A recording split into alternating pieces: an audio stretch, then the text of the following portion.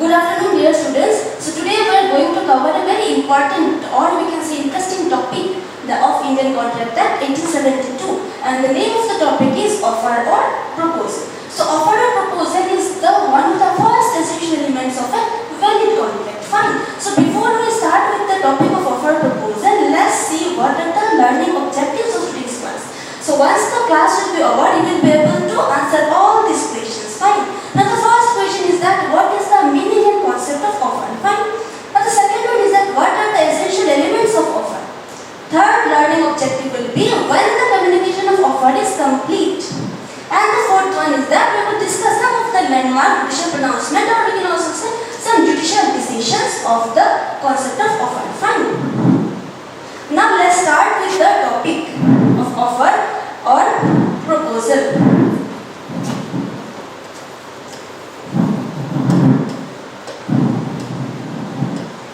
As I have already said that offer or proposal is one of the first essential elements of a valid contract. So the first thing we have to learn is the definition of contract. Fine. Now the definition of contract has been given under section 2H, which says that agreements which are enforceable. Agreements which are enforceable by law is called as contract. Fine. Agreements which are enforceable by law is called as contract. Fine. Now we have to understand the meaning of enforceable. What is the meaning of what we mean by the term enforceable? When we use the term enforceable, that means when your rights are violated, you will move to the court, right? So if your agreement or if your contract is valid, then you can file a suit against the party who has violated your rights. Fine. So this is the meaning of enforceability. Okay. Now let's understand the meaning of agreement. So the definition of agreement is given under section 2E, which says that every promise or every set of promises forming consideration for each other is known as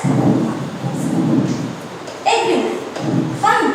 Every promise and every set of promises forming consideration is known as agreement. Fine. Now we have to understand what is the meaning of consideration.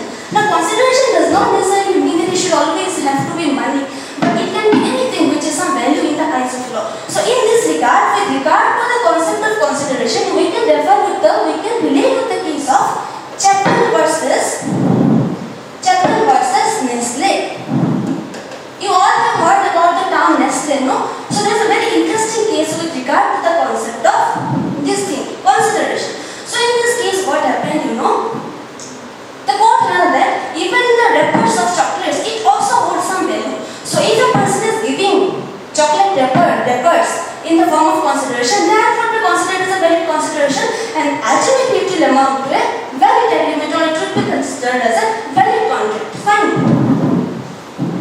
So till now we have seen the definition of agreement and contract, right? Now let's see the definition of offer, which is the main topic of today's class. Now the offer has been defined under section 2, subsection A of the Indian Contract Act. Fine. Now if we distribute or if we divide the definition of offer, we can divide it into 3 parts. Fine. Now the offer definition goes like this.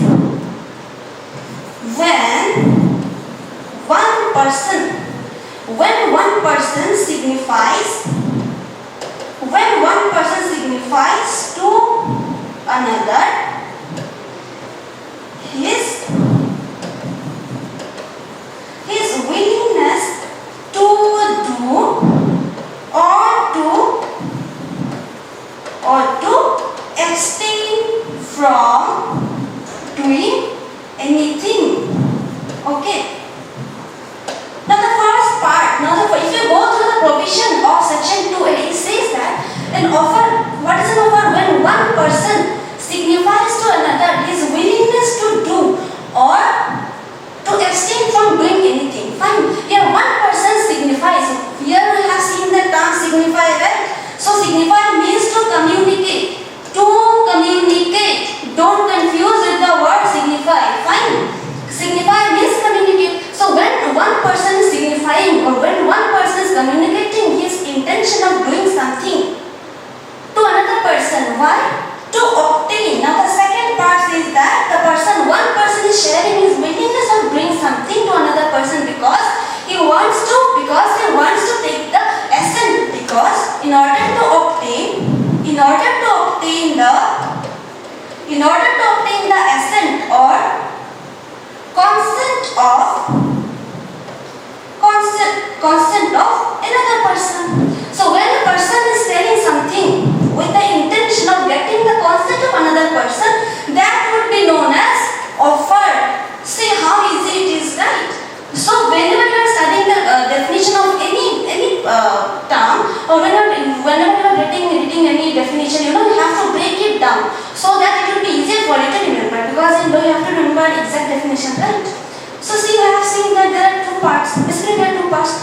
It says that when one person signifies to another his willingness to do or to abstain from doing anything to obtain the assent, he has signified the assent, he signified his willingness to another person to obtain the assent or consent of the other person, that would be known as an offer.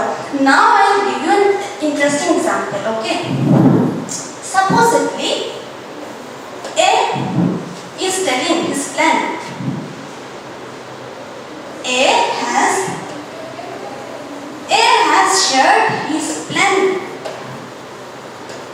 with B. A has shared his plan with B. Supposedly A has shared that, yes, by the end of this month or by the end of this 2024, I am planning to buy a new house, or I am planning to go to Finland or any other place. So whether it will amount to offer? No, this will not be considered as a valid offer. Because why? Because he has not shared the intention to obtain the consent of the other party, but he is just merely sharing his intention or willingness of doing something, right? So that would not be considered as a valid offer. Now if I tell you that whether you want to buy this pen for rupees 10 or 20, and if you say that yes, I want to buy this pen, that would be considered as a valid offer. And if you say yes, and it will be considered as a valid acceptance. And the definition of acceptance given under section 2b. Okay, when the person to whom you have given the offer, if he accepts your offer, that would be considered as a valid acceptance, and that would be known as a valid promise. Fine. And section 2c says that the person who is making the offer will be known as the offerer or promiser, and to whom the offer is made, that would be known as offering or promising. Fine. Now let's see what are the essential elements of a valid offer. Now let's see what are the essentials of valid offer. Essentials of valid offer. Now the first essential of valid offer would be persons.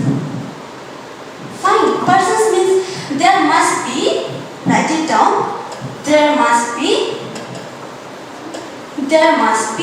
at least 2 persons. Fine. The minimum number of persons required to make a valid offer is 2. Maximum is unlimited. Fine. So there should be minimum 2 persons. Now who else will be counted as person? There can be natural person. Okay. And there can be legal or artificial person as well. There can be natural. Who are the natural persons? Who are considered as natural persons? We the human beings, we are considered as natural persons. Fine. Now who are the legal persons? Supposedly a company after incorporation. A company after incorporation becomes a legal person. So a company can also make a valid offer. Fine. A company can make a valid offer to another artificial person or legal person or any natural person. Fine. So one point you have to remember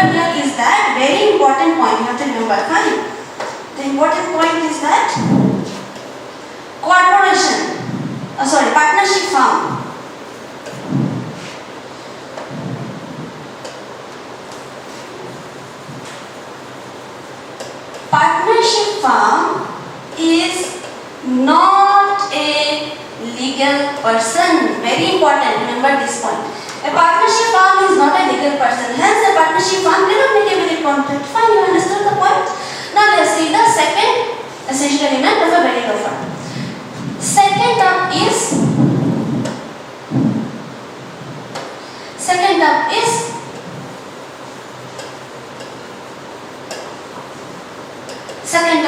communication of offer to the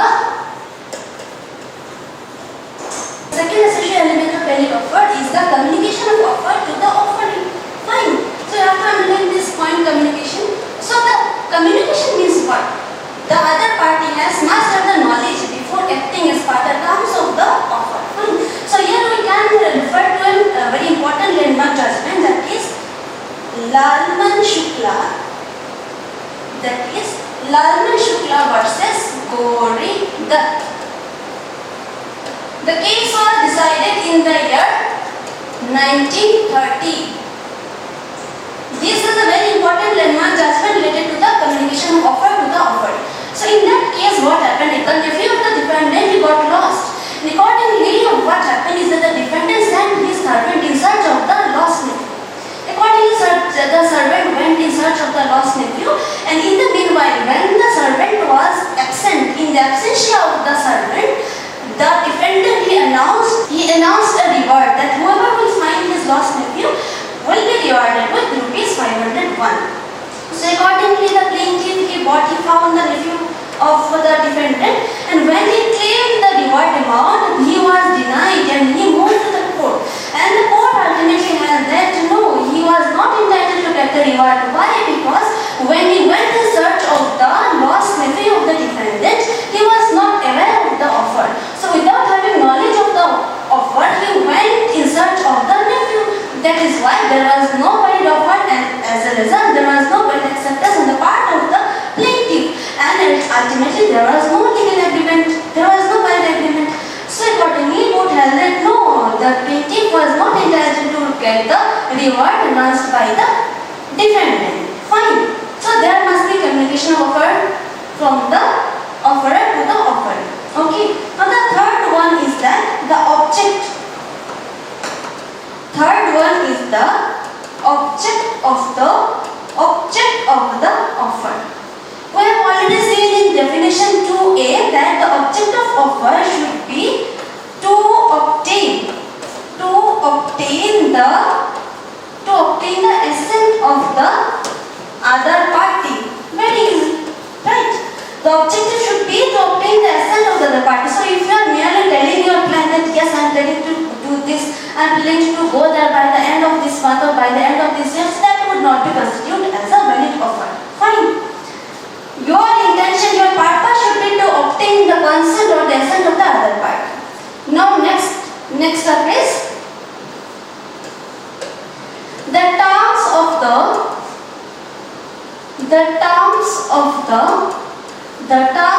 offer must be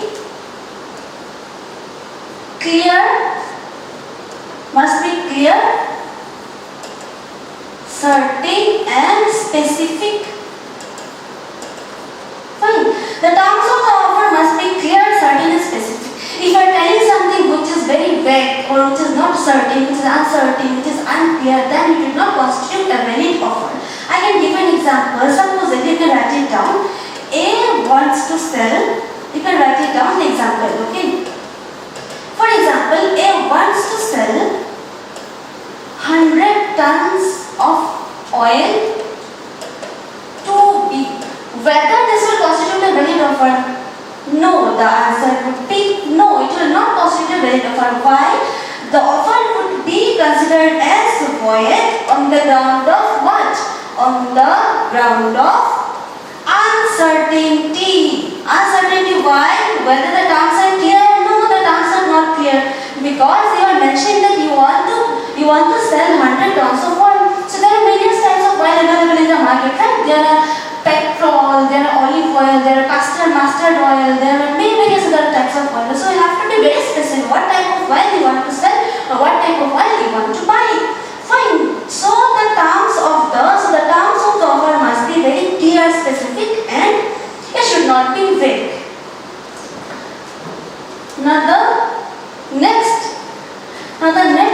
important essential element of valid offer is that the intention should be to create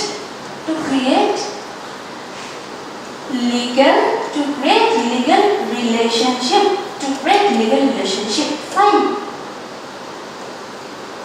To create legal relationship. Now the legal relationship between whom? Whose intention is we are talking about? Here we are talking about the intention of both the parties. Here we are talking about the intention of both the parties.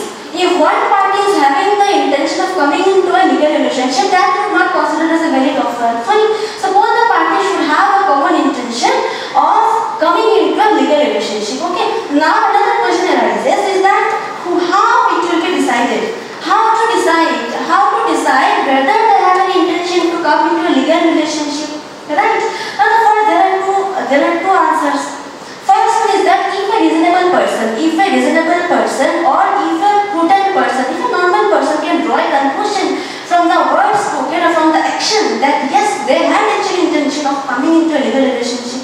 This is the first situation. And the second, let me also say that will be decided by the court itself. The court will examine the facts and circumstances of the case, and then the court will draw a conclusion that yes, the parties were actually they had the intention to create a legal relationship. Fine.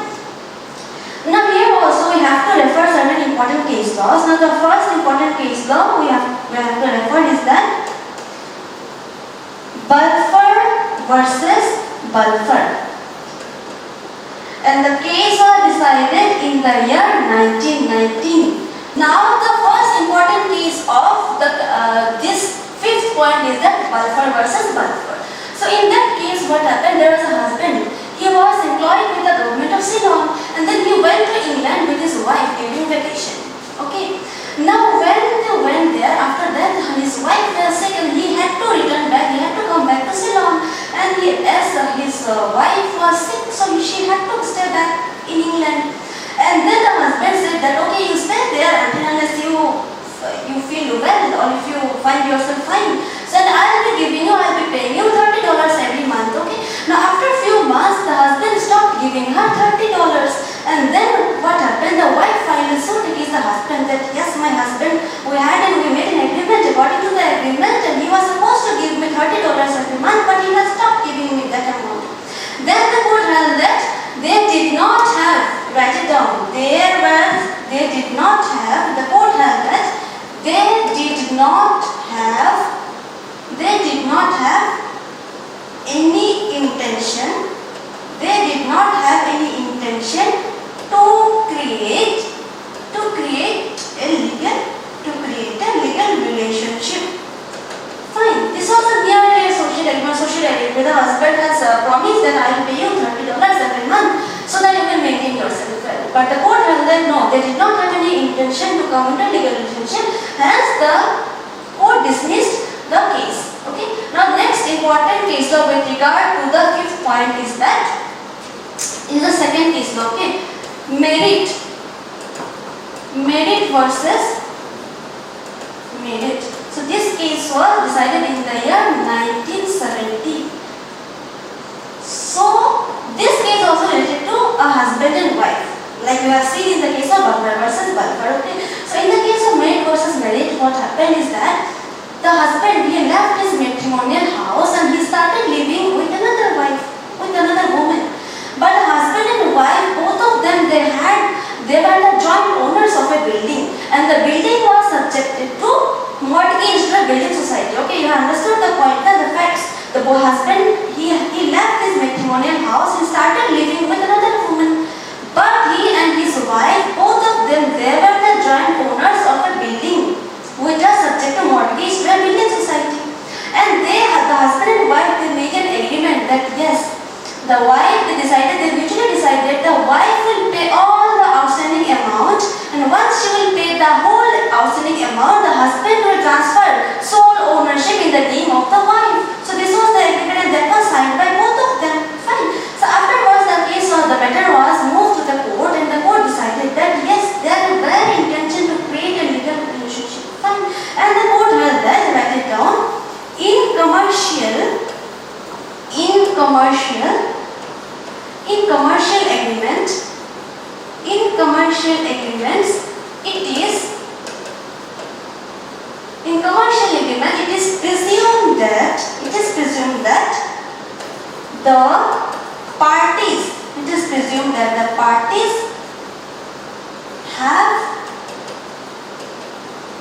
intention to create a legal relationship.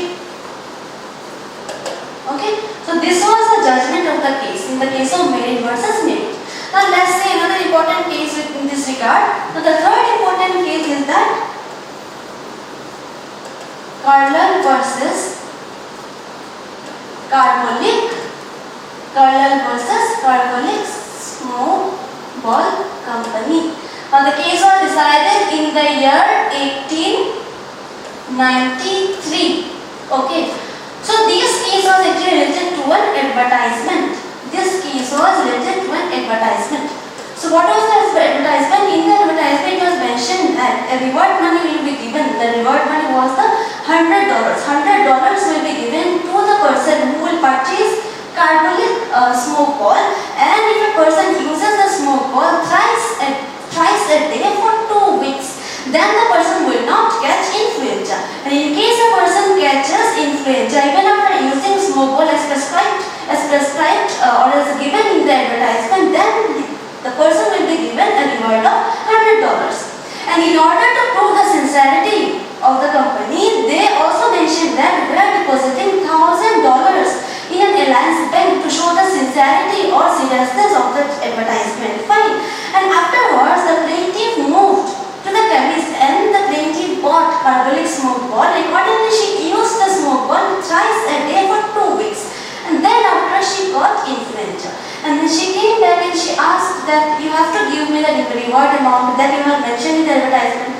Then they denied that no, this was a mere puff. We just wanted to draw the attention. We just wanted to draw the attention of the customers. This was a mere puff. We were not serious. There was no sincerity in this regard. But the court held that no, the advertisement was not a mere puff, but it was your activity, your act of depositing $1,000 in the Alliance Bank shows that you were serious about the advertisement. So after that, the court held that the plaintiff was entitled to get the reward amount as mentioned or as given in the advertisement. Fine. So these were some of the important case laws with regard to offer, or to be more specific, we have seen 3 important cases. So we have seen there are 3 important cases with regard to the 5th point of the essential elements of the merit offer. Fine. And now I have to tell you a difference between 2 terms. First one is offer. People often get confused with these words. Okay, offer and invitation to offer. Offer, the meaning of we have already seen, that is given in the section 2 and A, right? Now what is invitation of offer? When you are inviting a person, or when you are inviting persons to come and give you an offer, that would be known as invitation of offer. There is no direct offer, but you are telling people that you come and give the offer. Now I can see some examples of invitation of offer. So sometimes we go to restaurants or hotels, right? And then we are given a hotel menu or restaurant's menu, right?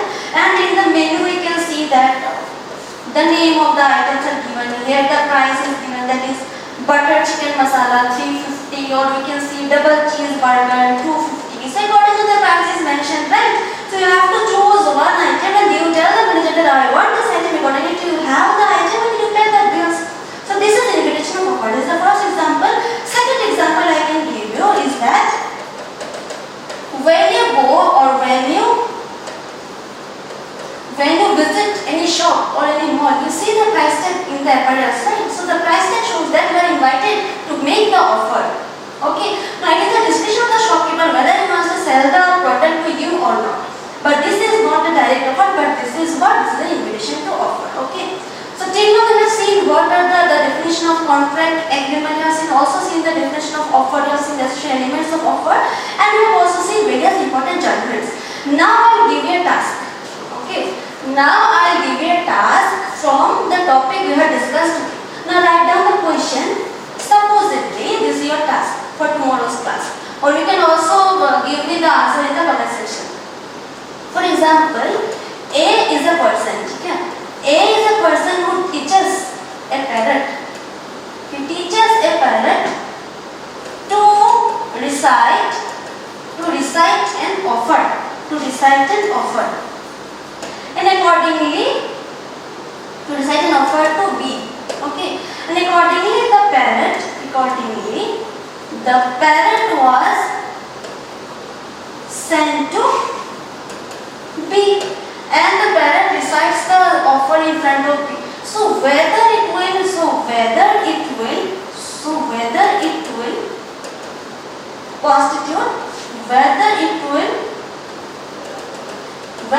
constitute a valid offer, whether it will constitute a valid offer or not. Will tell me the answer. Okay, if it constitutes a valid offer, well and good. If it does not constitute a valid offer, tell me the reason why it will not constitute a valid offer. Okay, fine. So let's take a quick revision of whatever you have studied in today's class. Okay, now let's see.